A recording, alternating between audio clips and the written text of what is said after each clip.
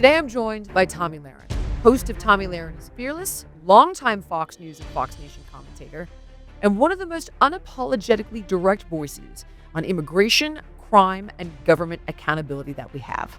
Can you imagine all the things that we could get done to better this country, to protect this country, the integrity of our borders, the integrity of our tax dollars, if people weren't afraid of being called racists? And we need that voice today because we're covering a lot. The Minnesota fraud scandal, which now tops $1 billion. The political reluctance to scrutinize Somali-run nonprofits despite glaring red flags due to fears of racism allegations. The national security angle, kickbacks and overseas wiring of funds allegedly touching terror groups like Al-Shabab, the clash over Trump's mass deportation strategies, as well as death to America chants in Dearborn. All of this raising pretty serious questions about extremism, assimilation, and national cohesion.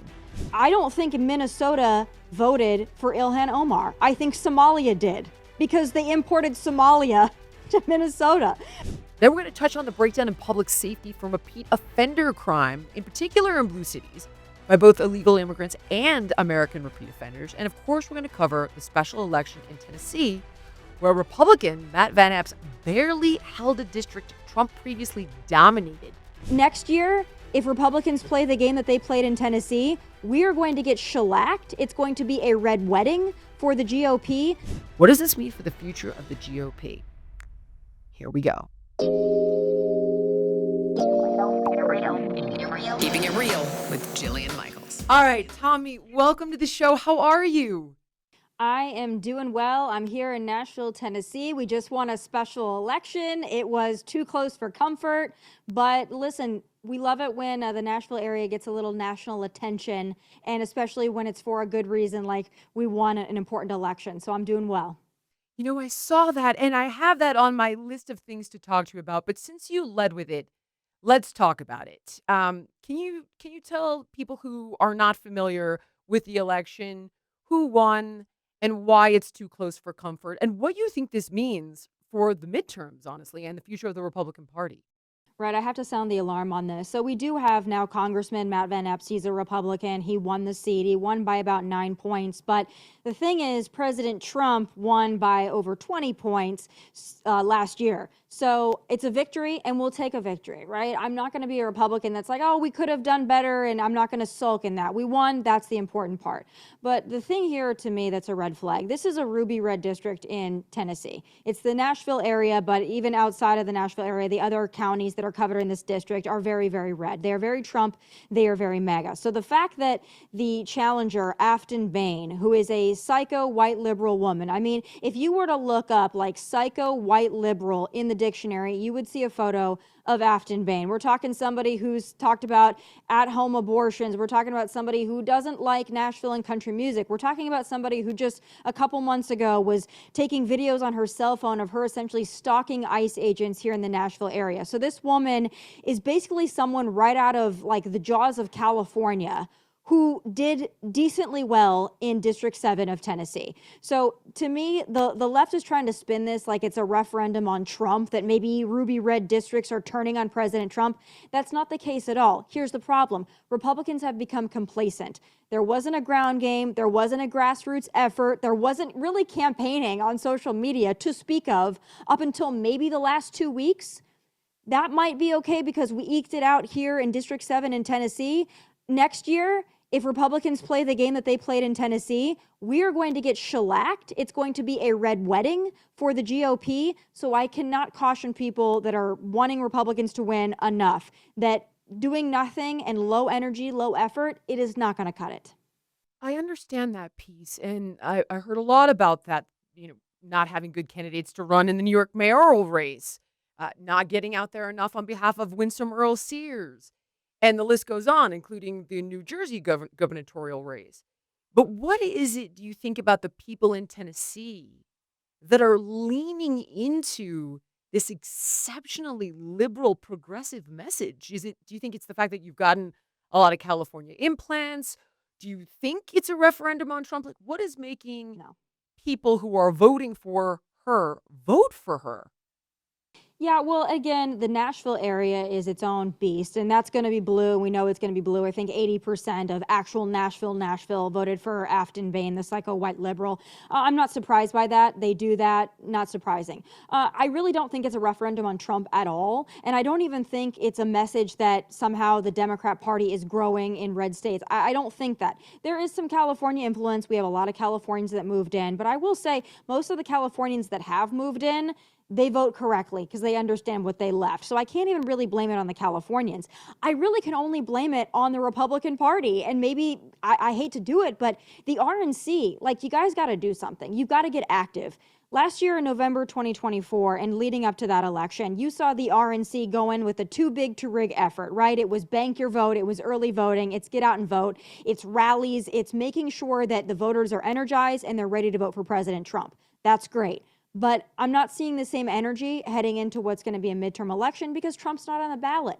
But he can't be on the ballot anymore, guys. He's done, right? He can't run for president again. So if you're just relying on the energy of President Trump and what is solid like MAGA, we're going to lose elections. It has a little bit to do with the candidate maybe being a little milquetoast, okay? Like, I like the guy, but we're going to need candidates that fight hard.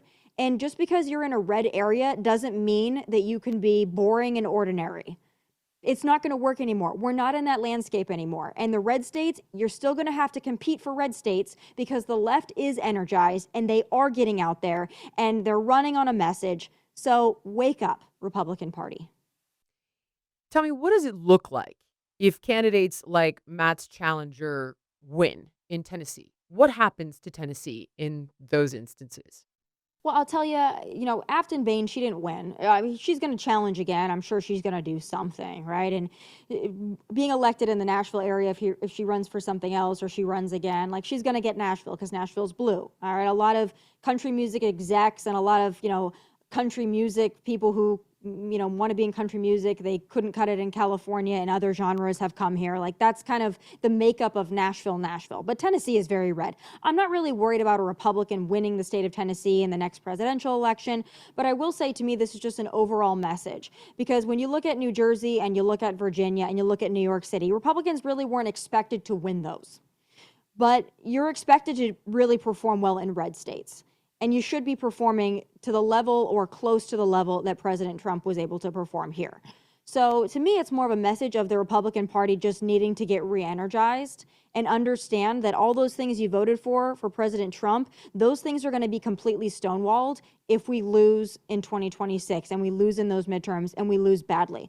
All of the gains, all of the efforts to secure the border, the mass deportations, the money for all of those things, that's going to be completely just eradicated if we don't vote for good, solid America First Republicans in the midterms.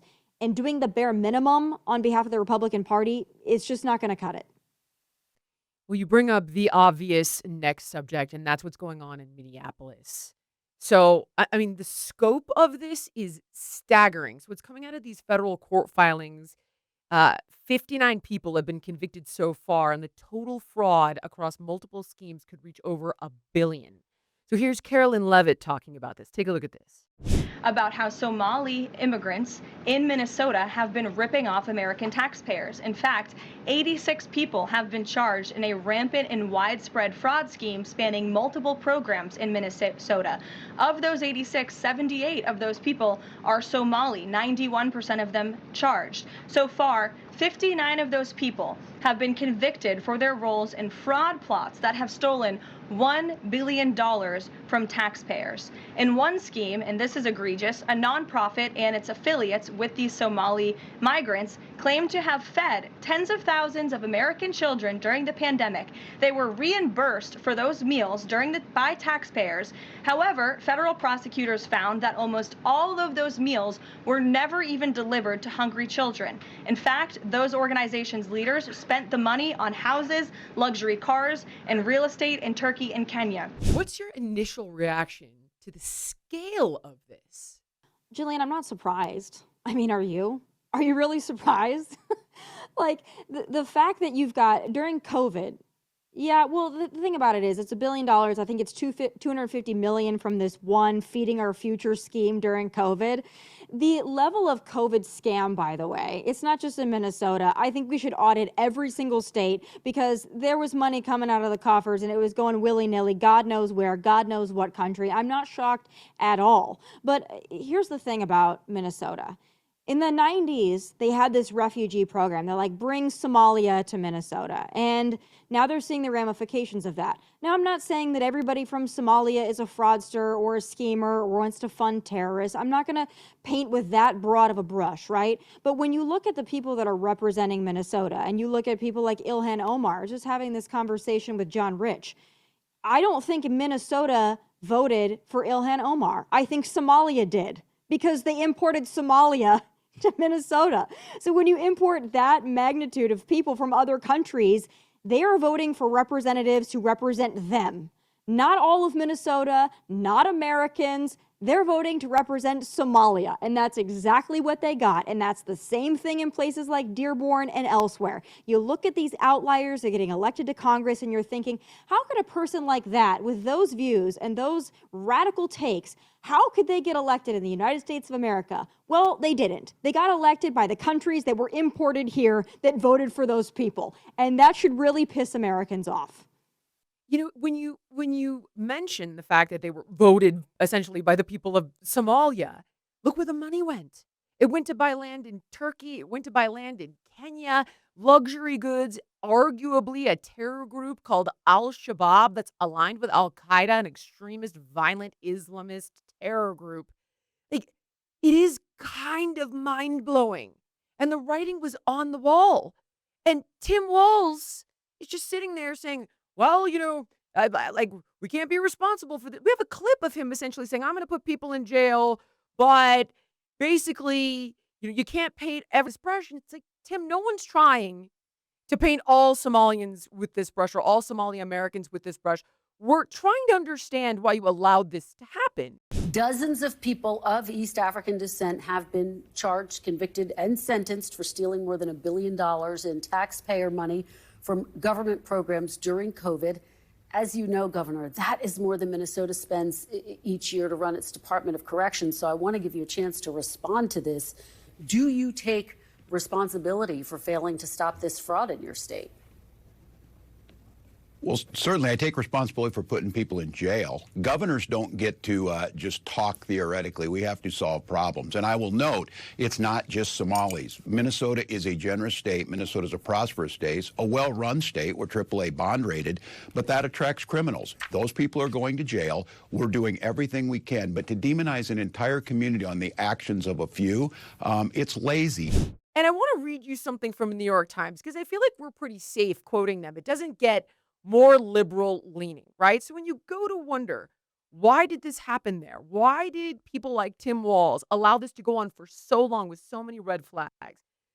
Quoting directly from the New York Times, Kaisei Magan, a Somali American who formerly worked as a fraud investigator for the Minnesota Attorney General's office, said elected officials in the state, and particularly those who were part of the state's Democratic-led administration, were reluctant to take a more assertive action in response to the allegations in the Somali community.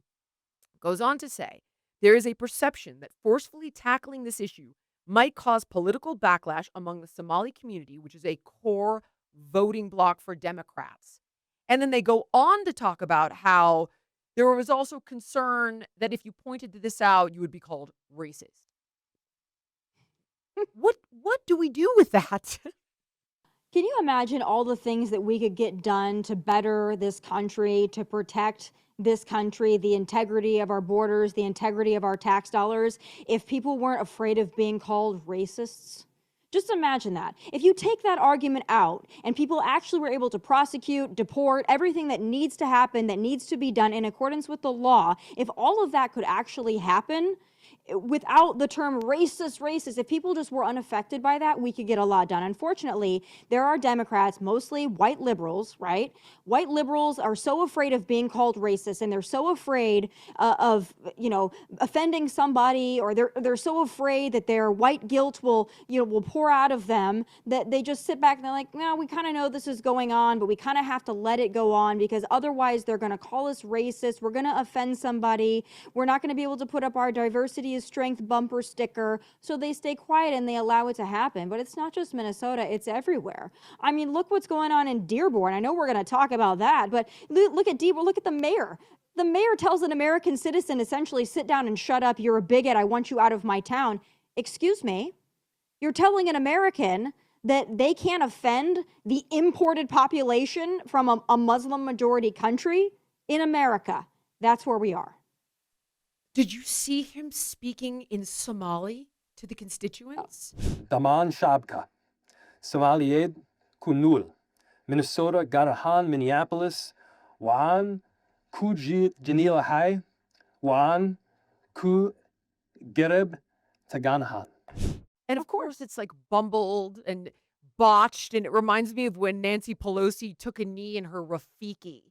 But I'm thinking to myself, does this guy realize how absurd he looks? I would imagine not just to people like you and I, but also to the Somali people who he's pandering to.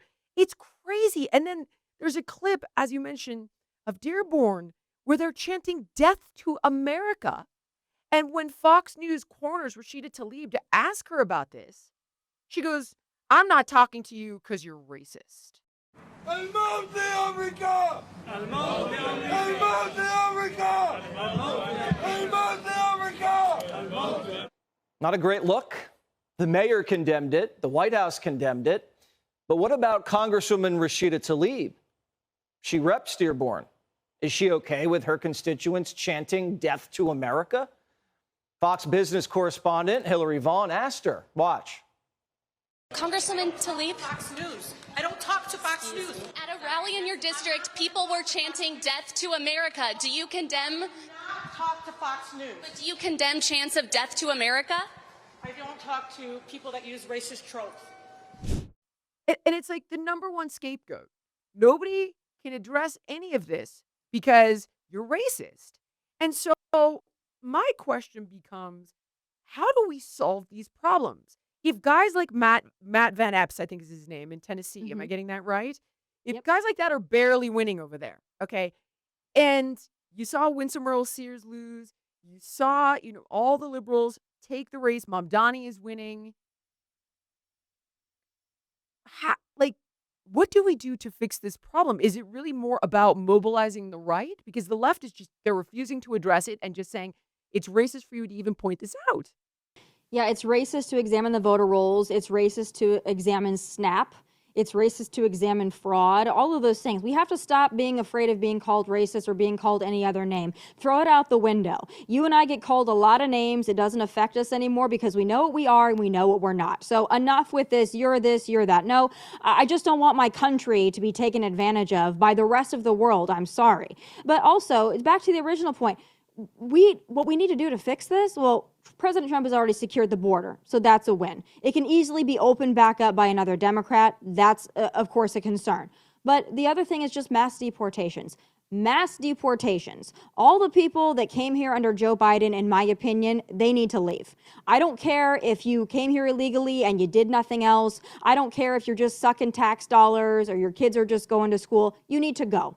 I'm sorry, you need to go. We're full. We have to take care of America first. So that's the first step. Mass deportations. And the reason Democrats are fighting the mass deportations to such an extent is not because they care about their neighbors, the newcomers. It's because they know if they want to have long-lasting power and not have to worry about American voters, they need to import their own, get them having children, get them voting.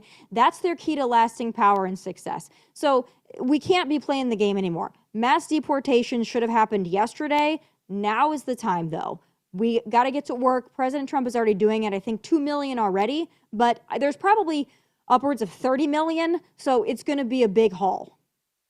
I pulled a couple of statistics here or things he's going to do, or claims he's going to do, reviewing green cards from 19 countries of concern, from Afghanistan to Yemen. And so here are the criteria for these 19 countries. They have active terrorist groups, failed or failing state conditions, inadequate identity verification systems, high levels of document fraud, prior cases of extremist infiltration into migration flows. He wants to move to terminate temporary permission to stay for Somalis.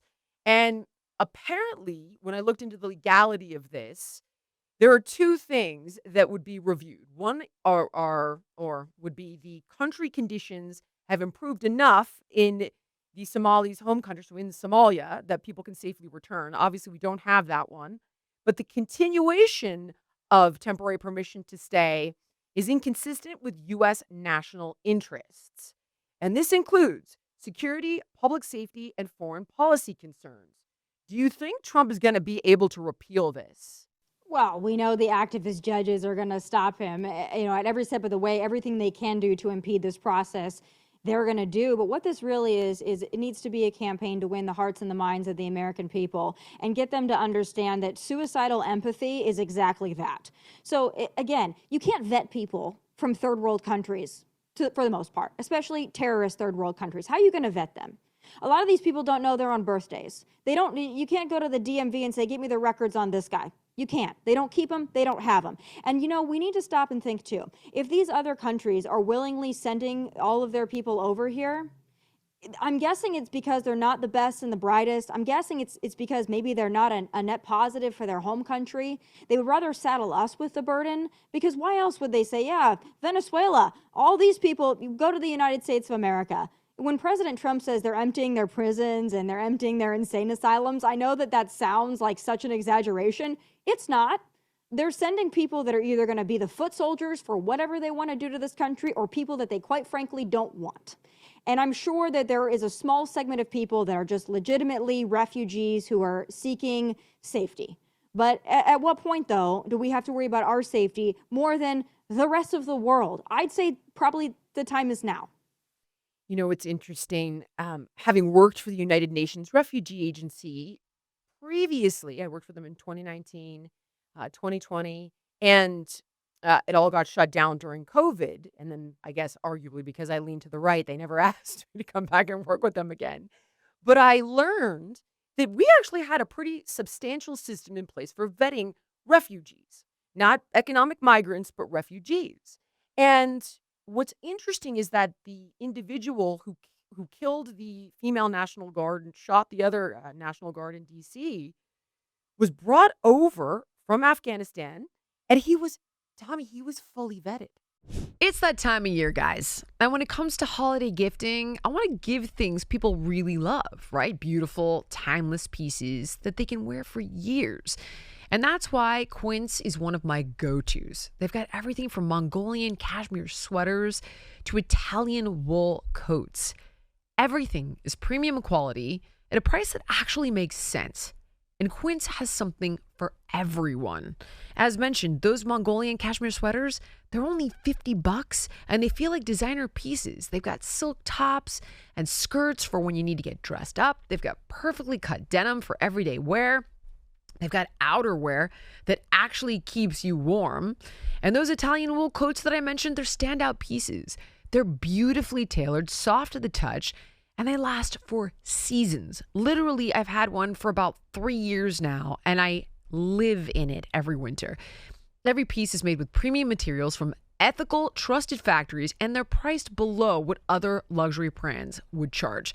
The craftsmanship shows in every detail. The stitching, the fit, the drape. It's elevated, timeless, and made to wear on repeat. So find gifts so good, you're going to want to keep them with Quince. Just go to quince.com/Jillian for free shipping on your order and 365-day returns. Now available in Canada as well. That's QUINCE.com/Jillian to get free shipping and 365-day returns. Quince.com/Jillian. I'm kind of obsessed with Skims. I think you've gotten that by now, but my new thing is their sleepwear set. They're kind of like the Goldilocks zone of pajamas.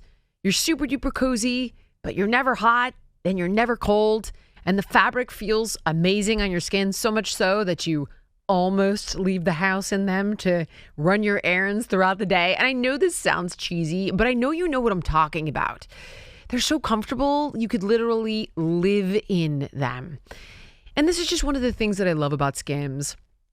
All of their stuff, whether it's the bras, the underwears, the sleepwear, even the gym clothes, are just incredibly comfortable and practical, and it doesn't break your bank. Plus, the holidays are upon us, and I'm sure you have a special pair of holiday jammies. So guys, you can shop my favorite pajamas at skims.com. And after you place your order, please do me a favor and let them know that I sent you. So you just select podcast in the survey and be sure to select my show in the drop-down menu that follows. And if you're looking for the perfect gifts for everyone on your list, the Skims holiday shop is now open at skims.com. And turns out he was helping us fight the Taliban. They don't, to this moment, I've yet to find a motive understanding why he took these actions.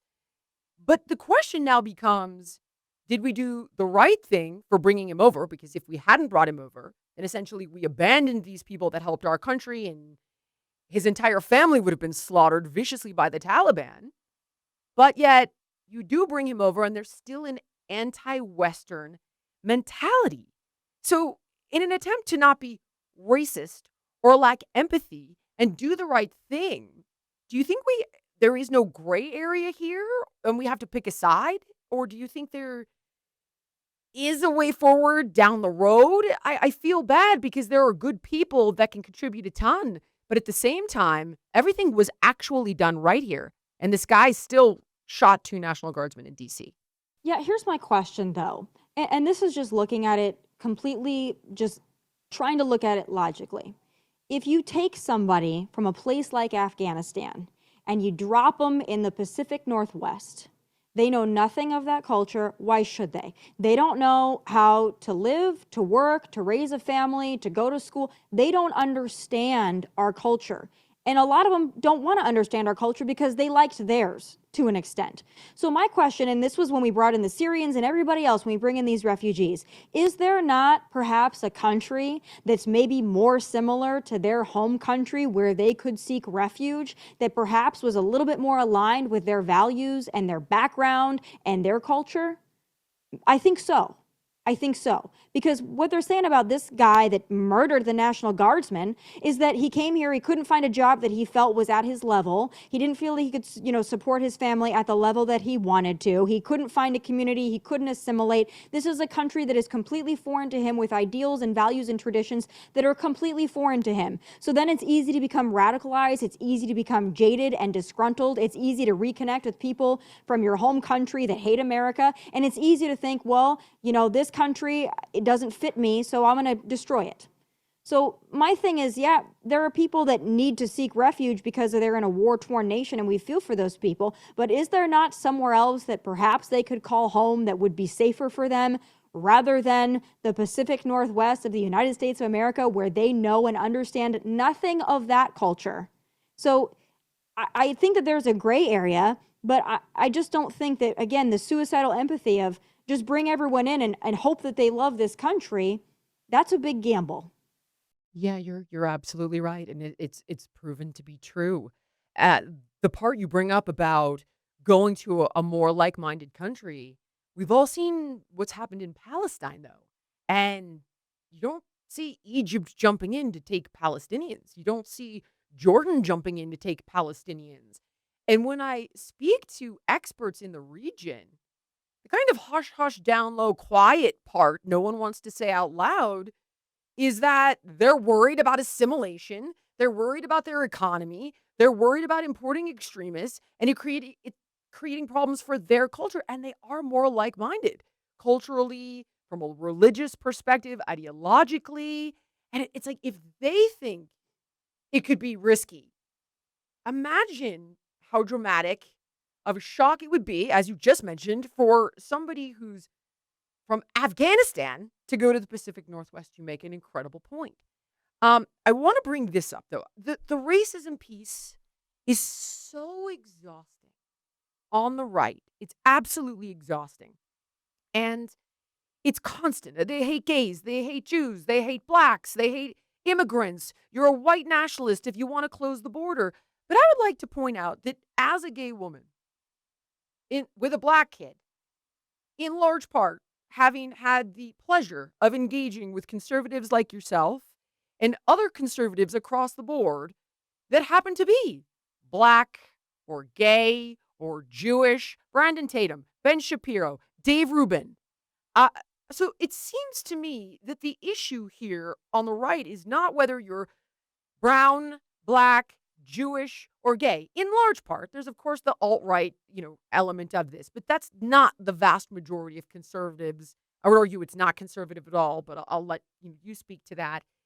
I would argue it's about being an American, and that's the bigger issue that the right is taking umbrage with, that when you're chanting death to America and you're speaking in a different language to your constituents in Minneapolis, and you're sending money that's stolen, not even to the American economy, but into Muslim countries in the hands of terror groups, that would be kind of the big issue for people on the right? Yeah, you'd think. I'd also say that there are parts of fundamentalist Islam. They're just incompatible with American values, traditions, and culture. I would say Sharia law kind of fits that bill. So, again, when you have entire swaths of this country being taken over by Muslim populations from other countries, the logical next step, they don't want to assimilate at all, right? They don't want to eat what we eat. They don't want to do what we do. They don't want to wear what we wear. They don't want to have the values of the United States whatsoever. It's not that they can't, it's that they don't. They don't want to. They don't want that. So then the logical next step too is that, well, they had Sharia in their country and they think that's acceptable. They think that child brides are acceptable. They think stoning women to death is acceptable. So that's going to be the logical next step here. Is it going to be, well, this is our culture and we're the majority here, so you don't really need to have a crystal ball. You just look at Europe. You look at Europe, and they've decided that suicidal empathy is going to be their continental model. And so they've decided, yeah, you want to have Sharia here, you want to have honor killings, you want to have child brides, you want to have your women and children being kidnapped and raped. Yeah, but that's their culture. And that's what they say too. Well, the cultural differences, it's okay in their country, so we have to give them just a slap on the wrist. It's already happening in certain places in this country, by the way. There are Sharia courts in Texas. I didn't even realize that. Carl Higbee told me that. I was completely flabbergasted. And the other great irony of this that nobody is wanting to say out loud is that we can't go buy land in these other countries, Dubai, but pretty much outside of that, you can't go buy land in Saudi Arabia. As a foreigner, you can't do that. You can't become a citizen over there. You don't get to run for office in Qatar, as a Westerner. It's not allowed. Forget about being gay. We all know where that goes. Arguably, life in prison or death in the vast majority of Muslim countries. But the things that we do here in the West are absolutely forbidden in the vast majority of the world. And nobody wants to address that piece. What do you think about this, though? I want to show you a video of a young girl who's Somalian, but she's born in America. And I got it. Tommy, I'm just trying to be fair, right? I'm trying to just look at this from every angle. Take a look at this video and tell me what you think.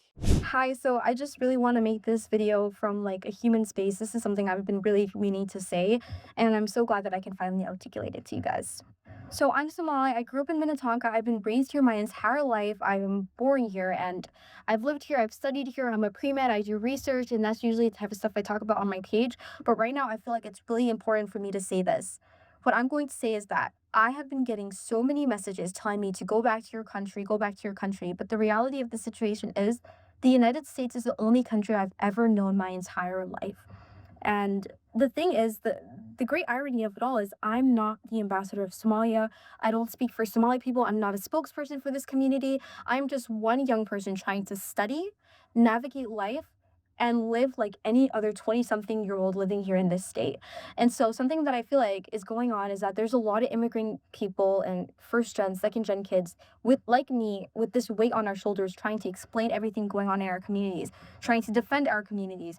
But I'm really no different from any other 20-something-year-old trying to make it here in this state, in this country, in this world. Do you think that we're lacking empathy and understanding for this young girl and girls like her or young people like her? Or do you think there's no room for it right now?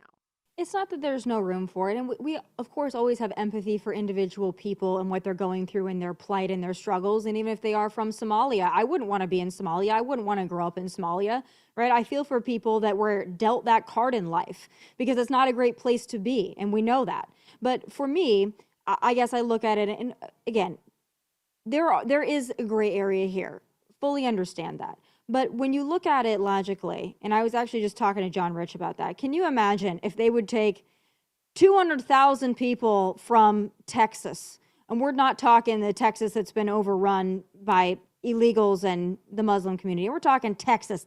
Like, let's talk like cowboys. And you took 200,000 of them and you plopped them in Saudi Arabia. Do you think that the Saudi community would be like, how can we bend and mold ourselves to accommodate these Texans? They wouldn't, to your earlier point. But we're expected to, and we're expected to be like, well, this person, I get it. We have empathy. We are a nation of immigrants. And if you come into this country and you want to better it and you want to assimilate and you still want to have your culture, but you want to be an American and you love this country, then I think if you can contribute, that we welcome you here. But this whole process that these people were brought in by was just like, let's just drop hundreds of thousands of people into Minnesota. Could there be anything more opposite of Minnesota than Somalia? But they were just expected to absorb it. You remember during the campaign when we were talking about the Haitians, you can't dump 100,000 Haitians in Ohio either and just expect everyone to be like, I'm empathetic. Why are we expected to take on that burden?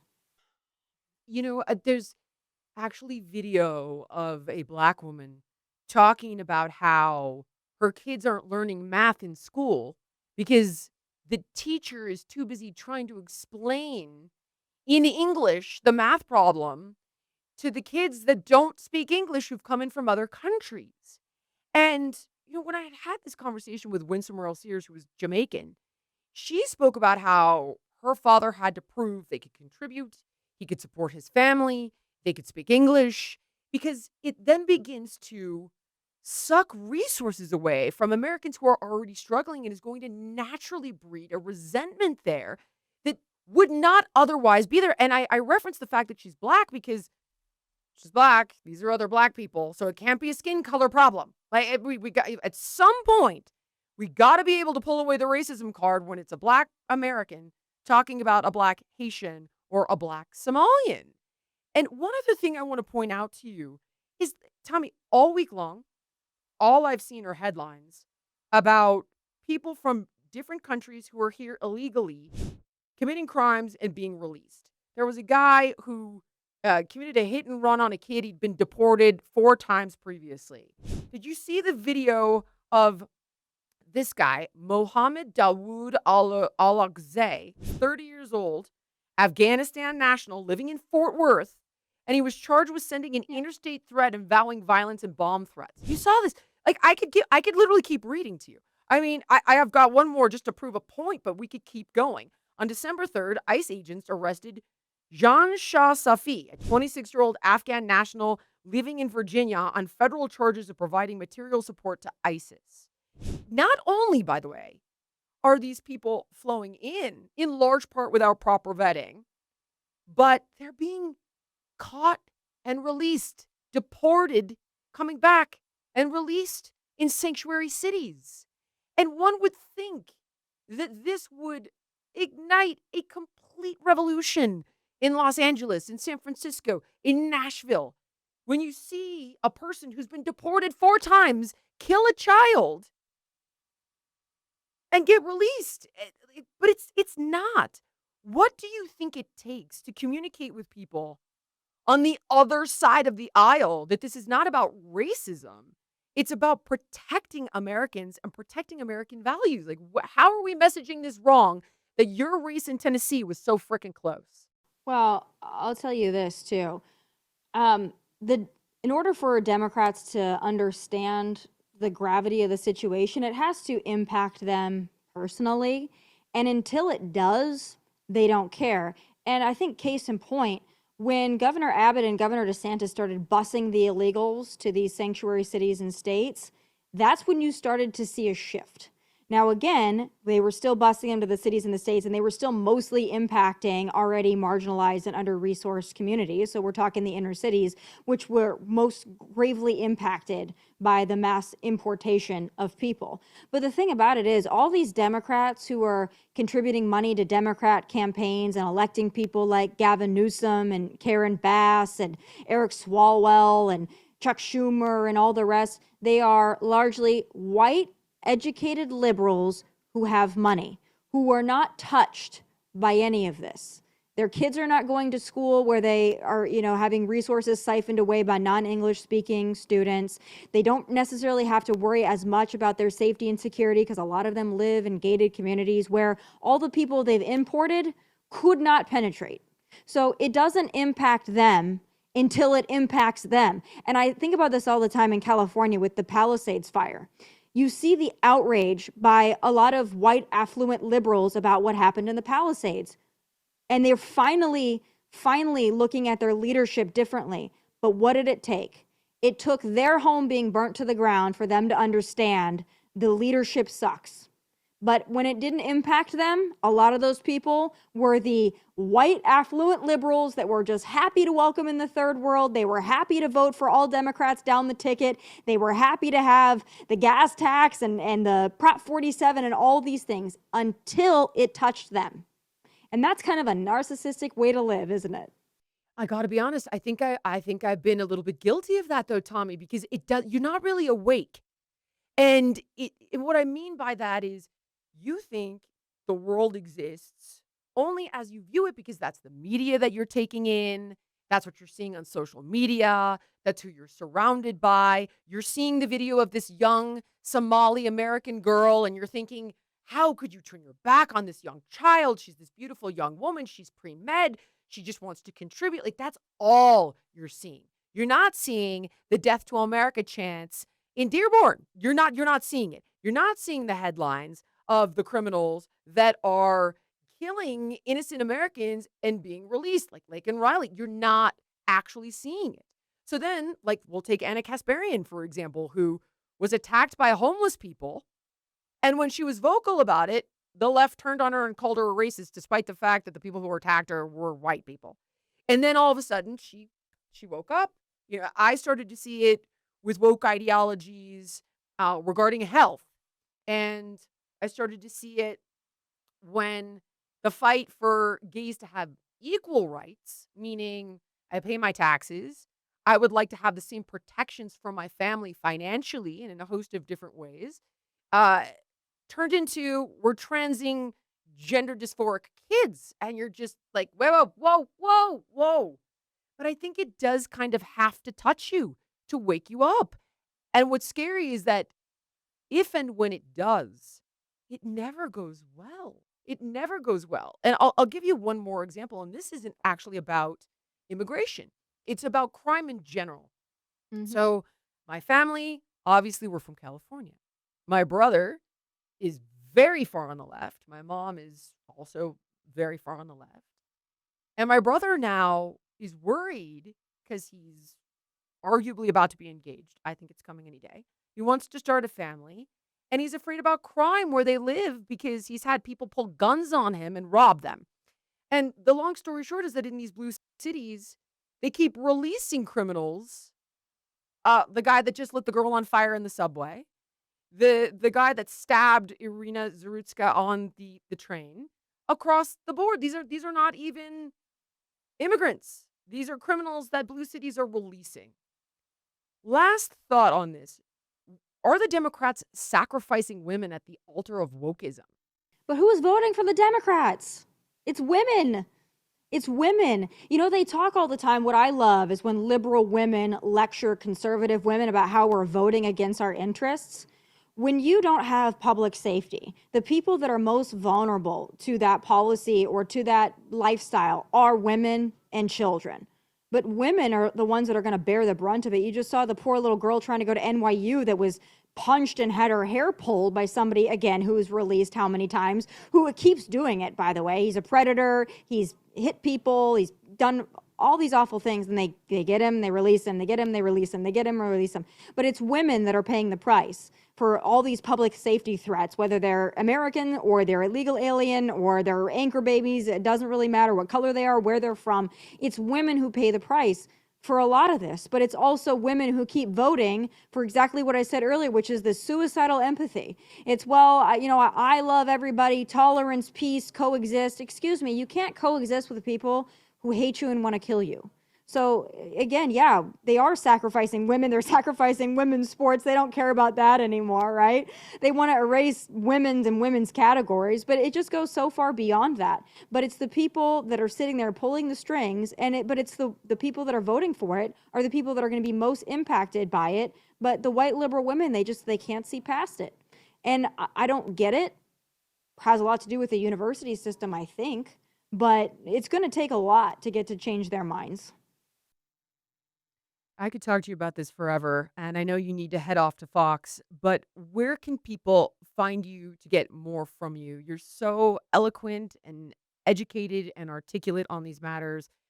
We need more Tommy Lahren in the world. Where can they find you? I have my show here on Outkick. Tommy Lahren is Fearless on YouTube, of course, all social media. And I co-host the Big Weekend Show on Fox News every Saturday and Sunday from 5 to 8 p.m. Eastern. So we hope that you'll watch. And Jillian, it's always my pleasure to talk to you. I appreciate it when you're on my show, and I'm so happy to come on yours. You've been just a common sense voice that a lot of people have heard and listened to and have opened their eyes, ears, and minds. So we always appreciate when you speak up for common sense conservative values. It's a big asset to the movement. Thank you, team. I really appreciate you, and I look forward to when we talk again. Thanks so much, Jillian. Looking forward to it. Thank you so much for watching.